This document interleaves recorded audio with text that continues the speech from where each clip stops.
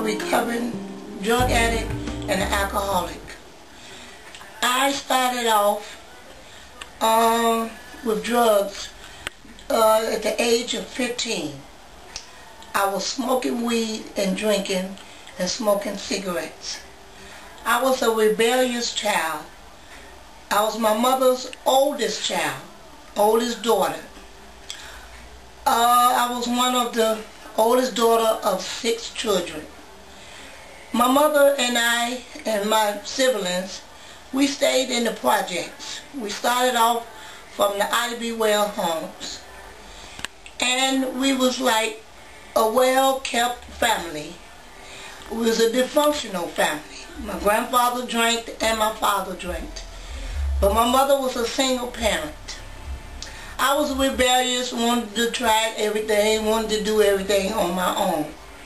It affected me and my mother and my family as well, because I had a head of my own and wanted to do anything and everything that everybody else was doing. I thought maybe I would fit in the crowd and wouldn't felt left alone. When I got out there in the streets, I was trying to find love. Didn't know and realize that love was already at home. When I decided to get out and wanted to do experience and to do drugs, I started off with marijuana. The marijuana sent me on to tack. Tack is a type of drug that is for elephant tranquilizer.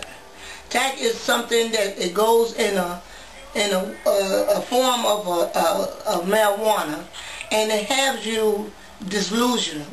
It has you illusional. It has you doing things that you would never thought you would do, like walking across the street real slow and there's cars coming. Tack was a form of a drug. It was liquid, until where you shoot elephant and it knocks them out. I went on to wanted something powerful. Shows you how crazy and insane and behavior that type of mind had you. I wanted something like crack cocaine. Crack cocaine was the choice of my drugs. At the age of 30-some years old, I was introduced, of course, we all be introduced from a man, Bony Tony, Skinny Rennie, trying to do and, go by what they wanted us to do. Of course, I didn't know what I was doing at the time, but it felt good. The high is a good high. It's a pipe. It's something that you cook up in a pipe. It's called crack cocaine. You use that with baking soda. You put that together and you put that in a tube and you put a little water in it and you cook it over the stove. Then you take a hanger or something and stick in it and form a ball, a rock, until it gets hard. Then you spread it on a mirror. And then you mash it up and put it on a pipe and you smoke it. It's an instant high that don't last. But one is too many and 1,000 is never enough. You want more and more and more. As my disease progressed, I wanted more, and I was out there. I wound up being one of the worst that was out there. I did everything and some of anything to get that high. My children, I had 3 children. Well, I still have 3 children. But I didn't have them then.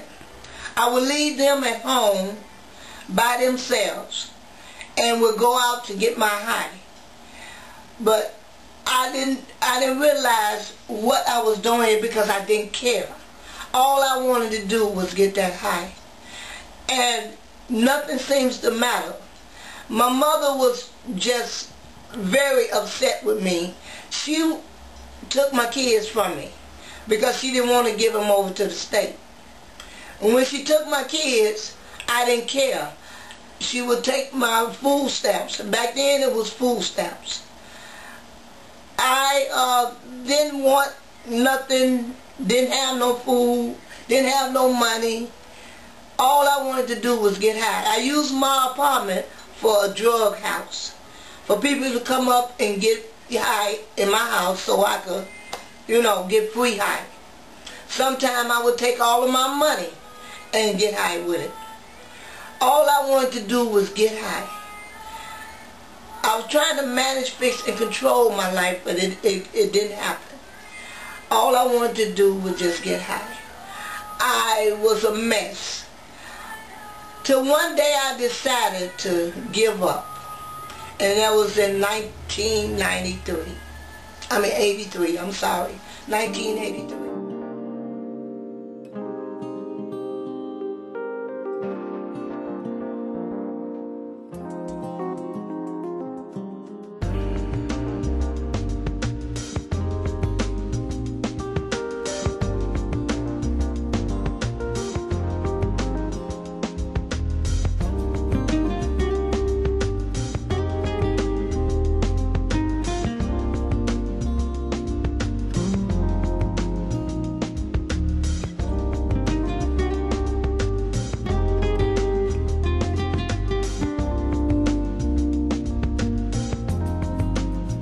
When I cried out to God, He heard my cry instantly.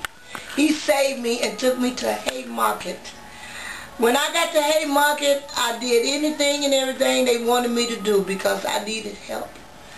I had lost all of the little bit of weight I did have. I wasn't over 90 pounds. But when I went in Haymarket, I was like 70. When I came out of Haymarket for 33 days, which they told me I wasn't going to last, I made them out of a lie, because God knows that where my heart was, and it was to stay clean, to get my children back, to do the right thing, to go head on and serve Him. I was on drugs for 25 or 30 years. Now I have 16 years clean from drugs and alcohol. Congratulations. I thank God that I was able to have an open mind and a willpower. Not saying that I'm strong now, but I'm strong enough that the drug man can't get another dime of my money. And I thank God that I'm able now to have a house, I have a piece of a car, a piece of a mind, and I've been going to school, to Delhi College.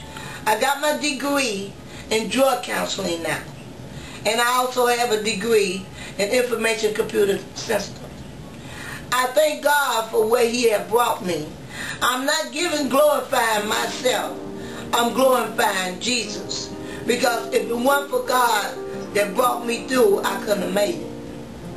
But I just want to say to all the people that's new out there, that's on drugs, please surrender.